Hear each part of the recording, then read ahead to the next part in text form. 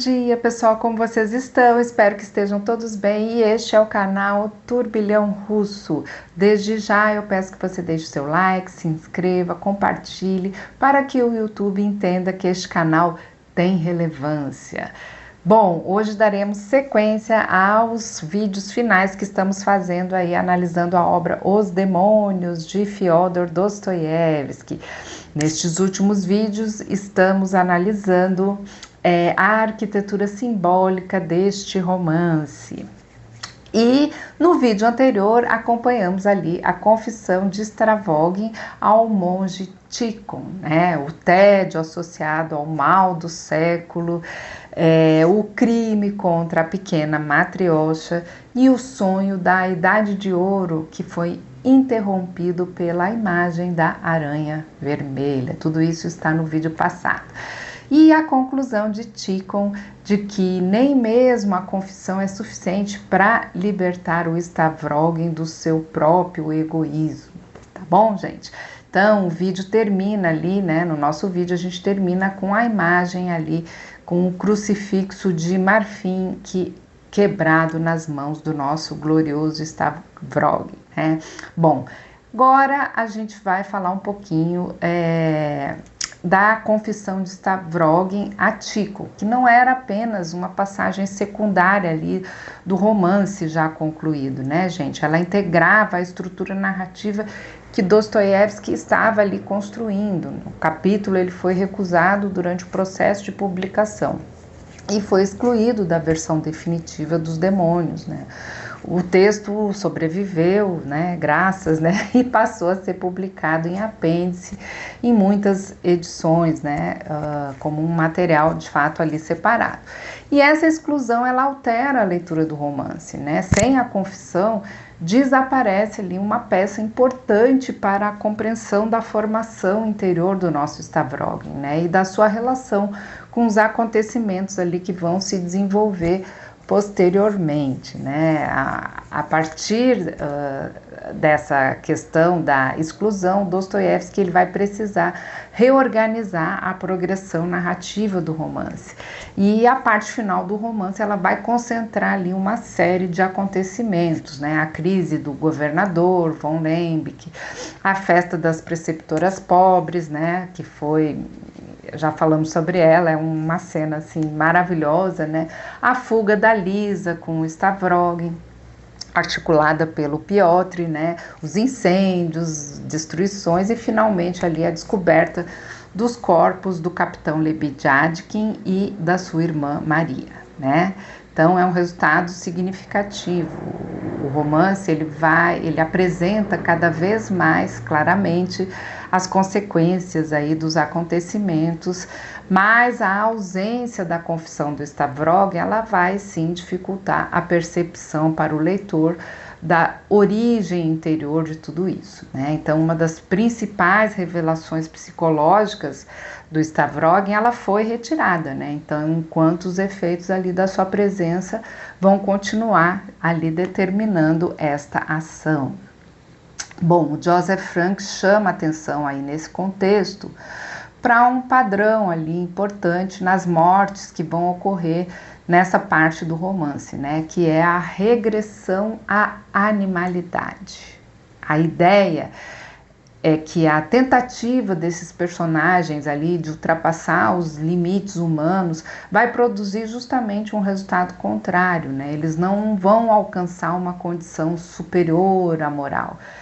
Em situações ali extremas, eles perdem o domínio sobre eles mesmos e retornam a uma dimensão muito elementar da existência humana, né? O assassinato do Chatov, por exemplo, a gente vê ali os conspiradores envolvidos no crime e eles não vão possuir a indiferença do Piotr, né? Do mandante do crime. Né? Quando o assassinato ele se concretiza, alguns deles vão ser tomados ali pelo medo, horror e descontrole físico, né? O Lianchin e o Virginsky, por exemplo, eles reagem de maneira animalesca. né? Então, o crime que deveria demonstrar a força da ideia revolucionária, na verdade, ao contrário, ele vai mostrar ali a fragilidade daqueles homens diante da realidade concreta da violência e da morte, né? Bom, algo parecido também vai acontecer com o Kirillov, né? Na sua teoria, ele pretende produzir um homem capaz de superar o medo da morte e afirmar ali a sua própria vontade. Se Deus não existe, o Kirillov pensa que o homem pode assumir integralmente o controle da sua existência.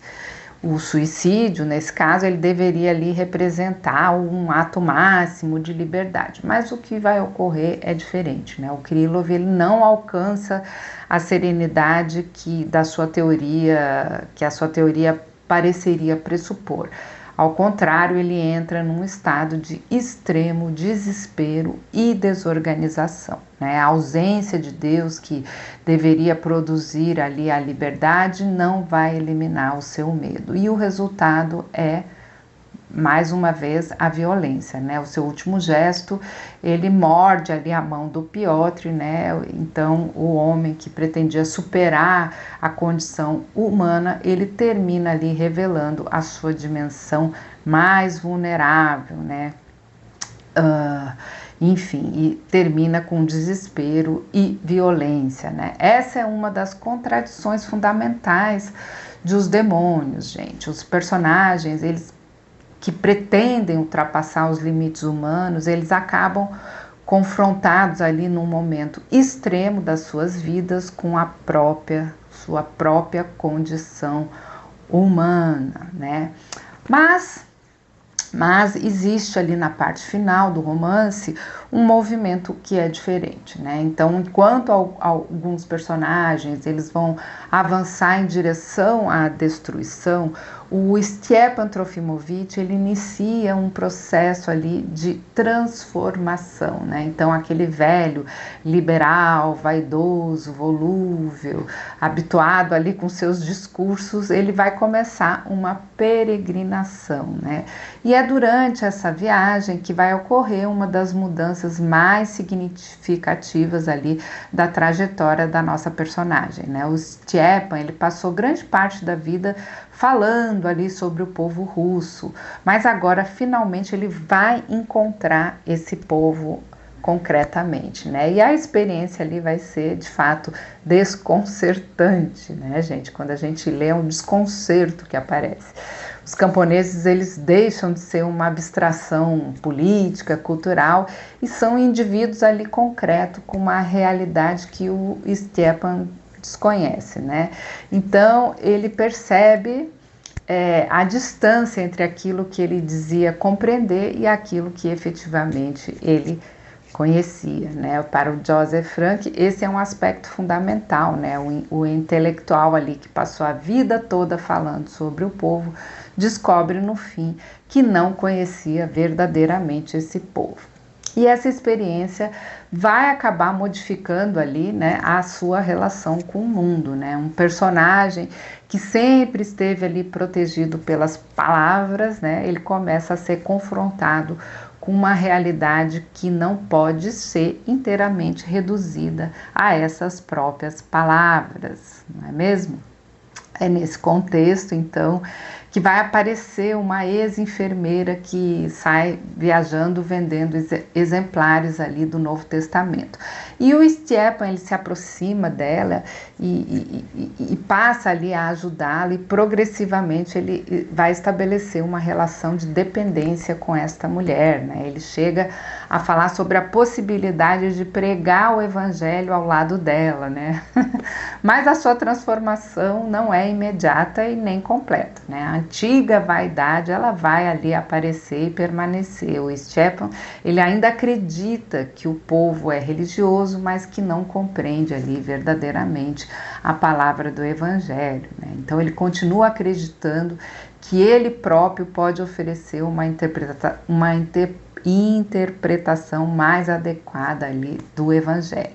Então, até a experiência religiosa passa inicialmente ali pelo filtro do intelectual. Então, Dostoiévski, ele não transforma o Stepin num santo, e é justamente isso que torna a sua transformação mais crível e mais relevante. Ele continua vaidoso, ele continua fazendo comentários ali espirituosos, continua preocupado com a sua própria imagem, mas a sua relação consigo mesmo começa de fato a mudar, né? O que ocorre não é uma transformação súbita, mas uma ruptura ali gradual com a posição que ele ocupou durante toda a sua vida, né?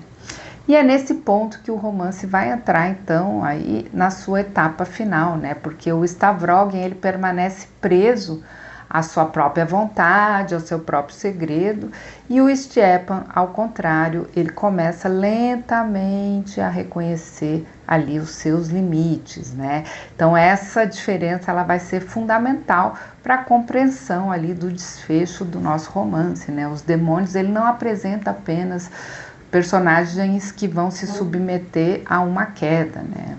Ele também investiga a possibilidade ali de transformação. E para Dostoiévski, essa transformação, ela não nasce da força, da inteligência, da afirmação da vontade. Ela começa quando o indivíduo deixa de considerar a si mesmo como um centro absoluto da realidade. É essa descoberta que o Stepan começa a experimentar durante a sua peregrinação, né? E é a partir daí que entram em cena três elementos fundamentais para a gente compreender o final do romance, que é o evangelho, os demônios e aquilo que Dostoiévski apresenta como a grande ideia. Bom, e é sobre esses elementos que a gente vai falar, então, no nosso próximo vídeo, tá bom, gente? Então, por hoje, ficamos por aqui e até a próxima.